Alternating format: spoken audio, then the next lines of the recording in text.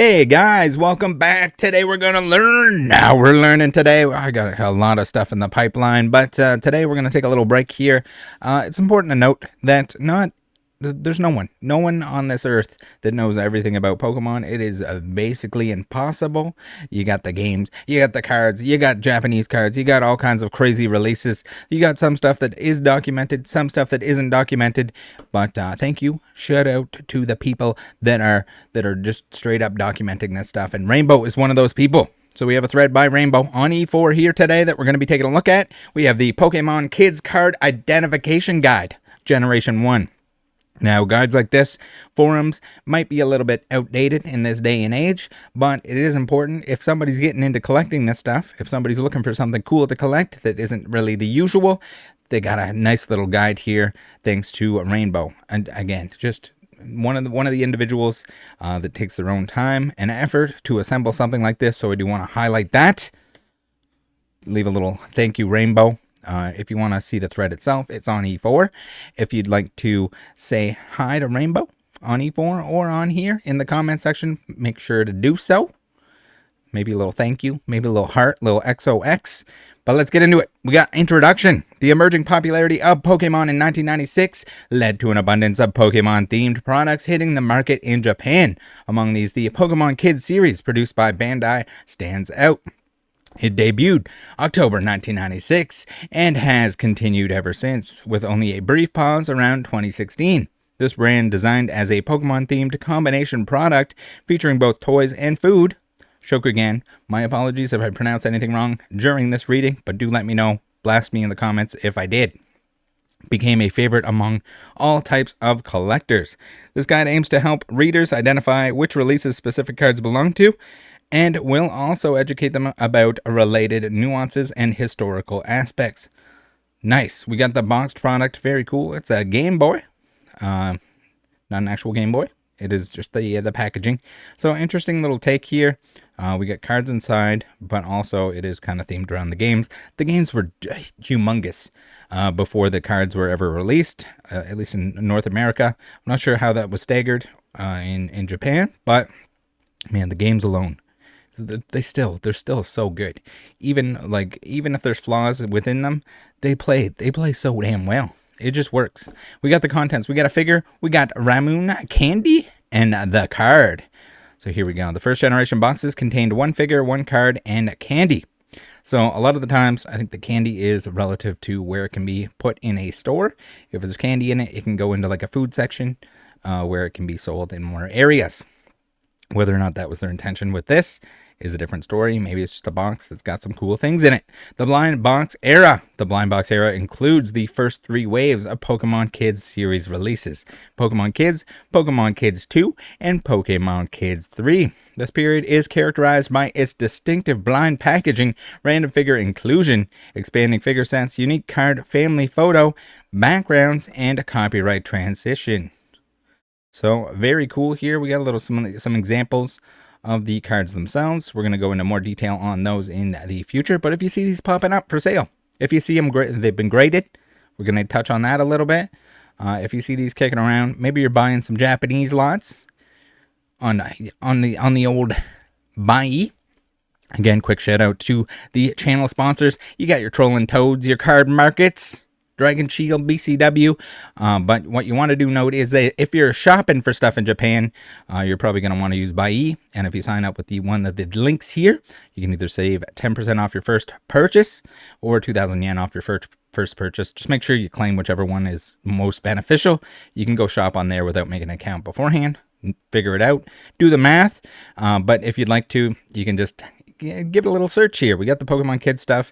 We got some clear ones on there, so it's pretty cool. So cards as well. I'd be more into the cards, I think, than the figurines, but you never know. There was one here. It's ending in 21 minutes. It's got 21. So by the time you see this video, it's probably sold. But this is 500 plus figures, or they're more like finger puppets, which is crazy. 500 of them is going for 30,000 yen at the moment. Now there's 21 minutes, so it might go up from there. But regardless, if you're shopping for this or anything else from Japan, do make sure you take advantage of the Buyee proxy service. Basically, a lot of things do not ship outside of Japan. If you need to get those things shipped out of Japan, you can use Buyee. Basically ship to Buyee, and then Buyee can combine those for you if you choose to do so, and ship to you. So nice little service. I've been using it for a long time and very happy that they are a channel partner. Now, under the bottom left, the text reads, the data is based on game settings. This error was distinct in the following ways. Blind boxes. The packages were referred to as blind boxes because neither the figure nor the card inside was known to the purchaser. The identity of the figure inside was not indicated on the packaging. Subsequent waves had clear indicators of the figure inside, addressing complaints about the blind boxes. Expanding figures. Each wave built on the previous, adding new figures while retaining those from earlier waves. Pre-anime release. Released before the Pokemon anime aired in Japan, April 1997. These products targeted early game fans. Staged backgrounds. The card backs featured staged scenes with props, which were simplified in later releases. Copyright variations. Different waves had varying copyright information, with Pokemon Kids 3 containing both original and updated versions for each card. So, if you're master setting these bad boys, this is a lot of important information. Man, I don't know how many total figures there are, but it sounds like a lot. We got variants, we got date variants. The book, Pokemon Kids Perfect Collection. I think there's a couple of those on there when I was doing a quick Buyee search earlier. Bandai Official Fan Book, published by Shogakukan in collaboration with Bandai, and planned, composed, and authored by Hidenori Kusaka and others, identifies the blind box distinction from the other parts. Very cool. Just a crazy amount of detail. During the time when it was not possible to choose the contents, Kids Part 1 through 3, with closed blind packages, the only way to check the list of the series was to buy the product and look at the back of the card. From this new Pokemon Kids Part 1, the products have become open packages, and the lineup is now written on the side of the box. First wave, Pokemon Kids 1, figures and cards. Purchasers could obtain one of 8 available figures and one of 36 initial cards. So it looks like you don't even necessarily, if you get the figure, you don't get the magic card. There's more cards than there are figures. That is insane. Completion, difficult. Copyright contains the original copyright information on the front. Okay, so the Pokemon Kids 1 has the copyright on the front. 36 released cards. Here's your checklist. If you're doing the card set, this would be pretty cool to have. Let me know if you have any of these, if you picked any. If you're buying like random lots from Japan, you might also end up with some of these mixed in. I'm sure Billy has some of these kicking around. Second wave, if she's not collecting them. I didn't ask her. We'll let her know to let us know down below. Expanded figures offering added 12 new figures to the original 8, making 20 figures in total. Card availability increased from 36 to the complete 151 to complete the Pokemon depictions. While not confirmed, this appears to be true, as I've seen cards featuring the start, middle, and end, although comprehensive verification is limited due to low volume. By the way, guys, if you have any additional information that you'd like to add to this, or probably questions. I mean, don't bombard Rainbow with like a jillion questions. But if I'm sure they'd be happy to get back to you on that. Back design. The cards featured a new staged family photo containing 20 figures and a checklist. Copyright contains the original copyright information on the front. Now, third wave, Pokemon Kids 3.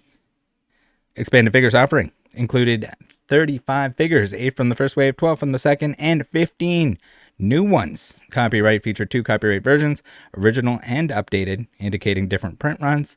Back design, the cards featured a new staged family photo containing 35 figures and a checklist. The high number of figures crammed into the scene led to the decision to simplify in future waves by refreshing figure offerings completely.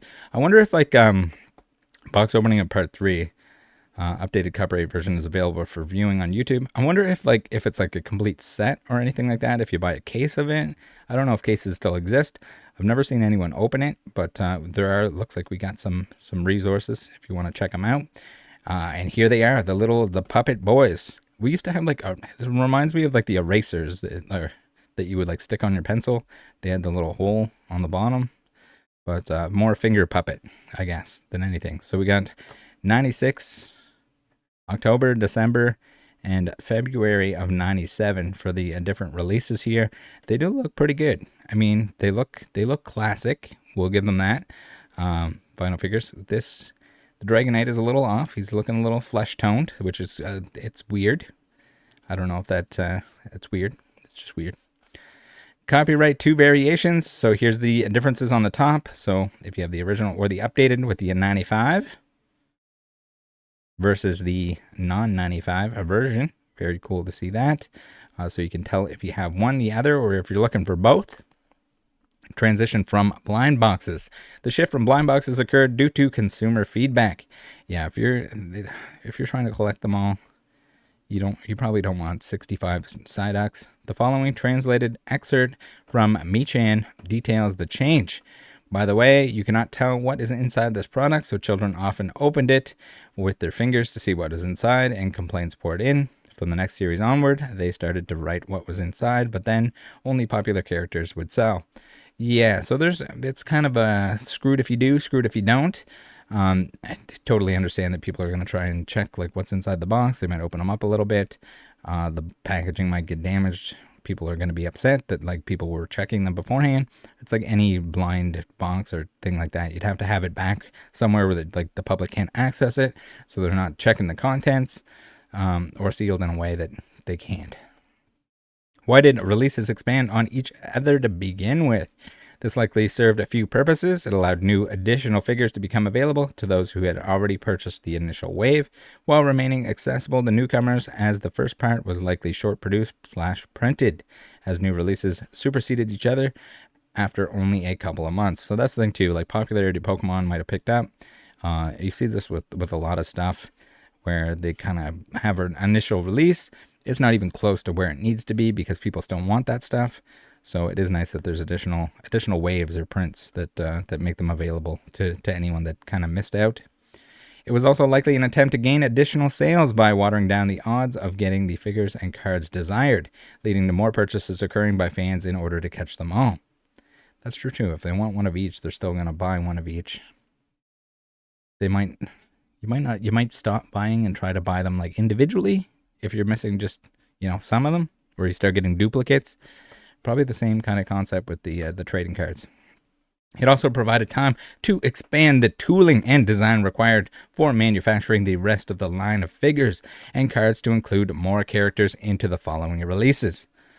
All right, we got the release dates. The series had release dates set as months, which meant they were able to sold from that point. The consumer, however, might not have been able to purchase them at the start of the month in some stores, as the rollout was not coordinated across all stores. The supporting documentation containing the starting release dates of this period can be viewed on my post containing the verified timeline of Pokemon card release dates 1996, so check that out too if you're interested. The full list of release dates of this time is contained in the attached visual identification guide. Holy moly, that's a lot of documentation. General characteristics of the cards. Targeted at younger kids. I know you guys are here for the cards. We're Pokemon card collectors after all, at least the majority of us. Targeted at younger kids, designed to appeal to young Pokemon fans. Bright colors, colorful designs. The cards feature vivid, eye-catching artwork, slightly smaller form factor. The cards are slightly smaller than standard trading cards. Late storage support. An official binder would not become available until much later into the series. I guess you could put it in a normal binder. They'd just be floating around. High refresh rate. Low initial production run. Cards were frequently updated with limited release print runs due to high refresh rates of releases. Not the sole focus. The cards were secondary to the figures in the product lineup. I wonder if it's the opposite now. It's hard to say. We'll have to take a look, see like the pricing of the cards versus the figures. I know over time, typically toys and stuff like that didn't do quite as well as the trading cards. So we'll have to see. Firm single layer cardstock. Unlike the TCG cards, these were made from a single layer of firm cardstock. Interesting. I guess if you're not playing with them, then they can kind of be designed differently. You still want them to be rigid enough that they're not flopping and dopping, but why are they often forgotten? Targeted at younger kids, the primary audience was very young, leading to a high attrition rate. Overshadowed by the figures, the collectible figures were more interactive and were marketed more than the included cards. Collecting stigma. There was a stigma attached to collecting these cards beyond a certain age, harsher than that for TCG cards, which had a broader audience. Condition of surviving cards. Most cards from this era are in poor condition due to their young owners. I think they were just loose inside the box, too. So if they're just loose inside the box with the figure and they're bouncing around, then if they're just like jammed in, there wasn't really any value. They weren't like protecting them. They weren't using them for a game or anything like that. Despite being overshadowed by the figures, these cards capture the essence of the Pokemon experience, acting as a time capsule for a simpler time. The bright, vivid designs and slightly smaller form factor specifically target younger fans, a demographic distinct from the TCG's audience. Unfortunately, this focus on younger children has meant that many surviving cards are in less than ideal condition, likely due to the wear and tear of enthusiastic love. So there could be, I guess there could be, I don't know if there's got to be like some sealed product that's left over, right? That didn't get open. Maybe a case or something hiding somewhere. Hopefully not replaced with G.I. Joe cards or anything like that. Card sizing. The first thing you notice about the cards in this series is the slightly smaller form factor of the cards, which has been tailored to be handled by smaller children. Pretty interesting. I know there's a lot of like stickers and other stuff that kind of serve the same purpose. It looked like a trading card, acted like a trading card, but it was a sticker. We got the size comparison here. So pretty interesting, smaller. Again, you're not playing them. You're not probably meant to be sleeving them and or anything of that sort. So special collector's binders. Collectors could store their cards in a purpose-made binder. It feels almost like the jumbos in recent times that just there wasn't really a good way to store them. Mostly because like the third-party companies didn't really make a jumbo binder, and then they changed the size of the jumbos. It made it even worse. Designed for the first generation of Pokemon kids, one of each 151 cards. To receive the binder, collectors had to enter a lottery by filling out a form and attaching proof of purchases for 500 yen worth of Pokemon Kids products. In 1998, 5 drawings occurred in succession. We have May. We got 2,450 binders per release here. In 5 different drawings. That's crazy to me that they didn't just have them available for purchase at the places that sold the Pokemon Kids items. Weird, but I guess that's how it works. In total, 12,250 binders were distributed. These lottery drawings occurred towards the end of the first generation, beginning 1 year and 7 months after the first release, and 8 waves into the generation. We got the 1998 binder lottery drawings. Cool. The binder acknowledges its release timing within the title of the front and back cover, stating it is for use with the new Pokemon Kids series card collection file, which started releasing May 1997. So you need more than the one, because if you had the 2 different variations, you'd need a second binder, I guess. But also, that's only for like the early on stuff.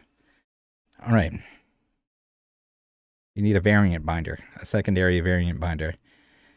New Pokemon Kids series card collection file. The following YouTube video showcases the binder and cards. The binder, I will say, does look pretty sick. You just open it up there. It's like a Game Boy or a Pokedex or something going on. You got the little checklist. That's very cool. I'm assuming the checklist came within the binder itself. Yeah, I don't know. It'd be really cool to have like just the meant for binder to go with it. We got the toys in the background here. Very cool. Toys, finger puppets, whatever you want to call them. Here's a better look at the binder and the YouTube video itself that we're not going to click into. In the lead up to the lottery drawings, the backsides of some cards were switched out to include a different card. It is unclear which releases alternated with use of these. Crazy. Man, there's always something to learn with Pokemon. It never ends. Gen 1 Box and Card Visual Identification Guide. The following is a visual identification guide I created for users to easily understand which releases their cards came from. You will notice Part 3 states that there are 302 cards, and this is when both copyright variations are taken into consideration. When I have no... Okay, so yeah, we have 302 cards. So you need a 302 slot binder, which I assume that Man, okay, we got too many cards. Did they stop the cards? Let's find out. While I have no documented evidence of this number, I've seen the vast majority of them myself and have no reason to presume the number is incorrect. So again, if you have any additional information, I'm sure Rainbow would love to hear from you. If you're out there, you're collecting these, you didn't think anyone else knew about them or was doing anything with them, you're in luck. However, overall, if you can't find your favorite Pokemon from a particular release, please don't at me in frustration, prematurely suggesting that it isn't printed in XYZ. It's far more likely they are just hard to find or no longer available, as these release windows were very short before being refreshed. Holy crap. Here we go. That's wild. We got reissues. Pokemon Kids 300 million milestone and first generation reissue. In celebration of the Pokemon Kids series reaching an incredible milestone of 300 million units sold, Bandai's, so they're out there. Are they in good shape? Probably not. The majority of them. But they exist. Bandai's Candy Division announced the upcoming release of the Pokemon Kids first generation reissue for December 3rd, 2018. This reissue, which had its figures decided based on fan votes, brought back some of the most beloved figures and cards from the original series. The fan vote for determining which figures would be featured opened on the 12th of June, 2018, and concluded on June 25th, 2018, with votes being submitted both online and at the Next Generation World Hobby Fair of summer 2018, with final votes totaling 94,850 votes. Holy crap. This YouTube video briefly shows the fair and recaps of items received by the YouTuber at the event. The YouTuber received a paper version of instructions for voting online, which shows the original 151 figures from the first generation. This is cool. The YouTuber uploaded a video demonstrating the process of voting online.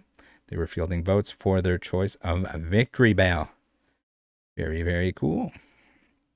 On July 19, 2018, shortly after the conclusion of the voting period, a representative, likely Miss Nakaya, of the Candy Division planning the release, announced on Twitter that they were currently considering which cards to include. I'm currently considering the lineup of cards that will come with the Pokemon Kids first generation reprint soft vinyl dolls. If all of them are attractive, I'm torn. Random inclusions that don't match with included soft vinyl dolls, about 20 types in, are all under consideration. So here we go. We got some cards here. They do look cool. I like them. Again, we got like the standard artwork. The Ken Sugimori artworks on them. Pretty neat stuff. It'd be really cool to have the full set. Those with a keen eye would have noticed that 14 out of the 22 cards shown are able to be confirmed as originating from the blind box era. So again, the date on the top is the giveaway for that. Pokemon Kids first generation reissue included figures. The reissue featured 10 figures from the original series, including fan favorites like Pikachu, Eevee, Charizard, and Mewtwo, of course, plus a secret figure, Mew, making a total of 11 figures. Packaging, the contents were enclosed in boxes reminiscent of the original design, available in 5 colors: white, yellow, green, red, and black. This design choice closely mimicked the originals and added a nostalgic touch for longtime fans. Each box contained 1 random card out of a set of 24, a mini set to promote nostalgia for the originals. These cards are discernible from the original era in a number of ways.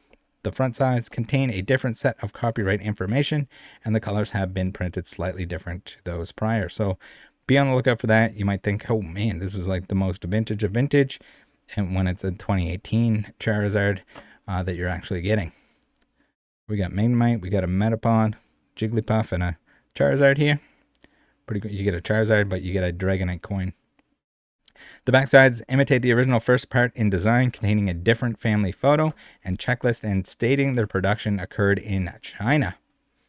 As far as I'm aware, all of the big 3 grading companies are grading at least some of these series, with PSA recently starting to grade part 1. Okay, so maybe they'll add the other ones as they go. Pretty cool though. It'd be cool to have the full set. I think I'd rather have it in the binder, but to each their own. I know people like their slabs. CGC is trying, but their title leaves a lot to be desired, as does BGS with slabs not stating the difference between parts, only years. I can't see a pop report to link from their website. So that's the thing too. The grading companies, they got to put a lot of, I mean, usually somebody else is putting the time and effort into like categorizing which ones are which. They still need to verify this stuff. But to like properly identify the differences is a big deal. Conclusion, a legacy for kids and collectors alike. While initially overshadowed by the collectible figures, they accompanied the Pokemon Kids cards from Generation 1 have secured a place in the hearts of Pokemon enthusiasts and collectors. Their vibrant charm, unique format, and nostalgic value offer a glimpse into the early days of the franchise, a time when Pokemon was just beginning its global takeover. True, man, it was wild. It was wild back then. Back in the day.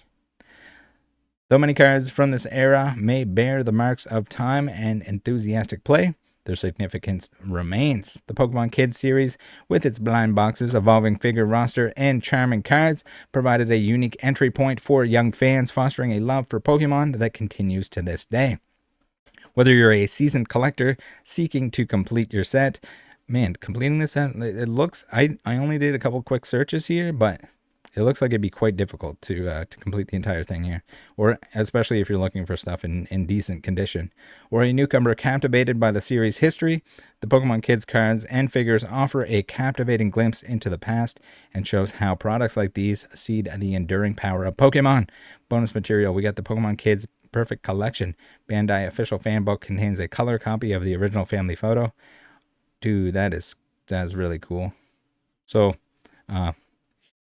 here's the transition from like the color to the not color.